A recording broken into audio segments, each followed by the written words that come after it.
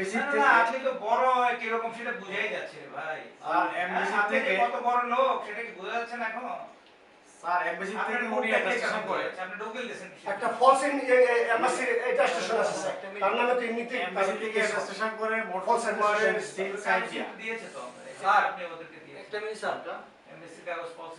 False station আপনি চাইলে আমি দেবো। এর কাছে আছে আমার কাছে আছে কপিটা স্যার দেখানো আমি দিব কি দেব যদি দেখাইতে পারি কি হবে বলেন স্যারের সামনে? স্যারের কাছে এই কাগজ যেটা বলছে ওইটা বলেন স্যার কাগজ কিন্তু বাসে বলো তুমি বলো উনি দিছে যদি স্যার উনি আমি বলো। দেখাইতে পারি, আমি দিব কেন আলতাফ ভাই জীবনে এই কাজ করে না এই কলাম করে কেউ বলতে পারবে না আমি দিব কেন আলতাফ ভাই নিজে ডিমান্ড লেটার বানায় সব কিছু এই যে নির্মাণ লেটার এই যে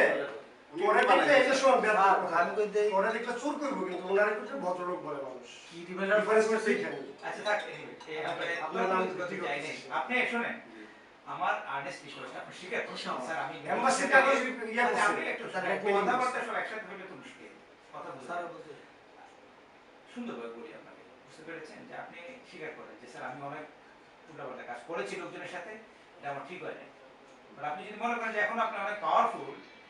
someday all power comes to an end এটা কি আপনি বুঝতে পারেন তো আপনি কেন মানুষের সাথে এরকম প্রতারণা করেছেন ডিফেন্স কতগুলো লোককে আপনি এরকম হ্যারাসমেন্ট করেছেন ডিফেন্স আপনি জানেন যে এখানে অনেক দূর বেড়ে গেছে বাংলাদেশের কি বদনাম হয়েছে স্যার আসেন না আপনারা কি এতক্ষণ লাগে এখান থেকে আসলে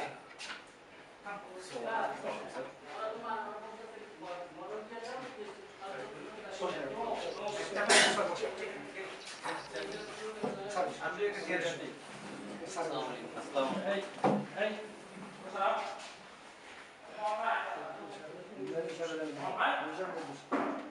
না না এখানে আর লোকজন আছে তুমি ওইদিকে বসো স্যার ঠিক আছে থ্যাংক ইউ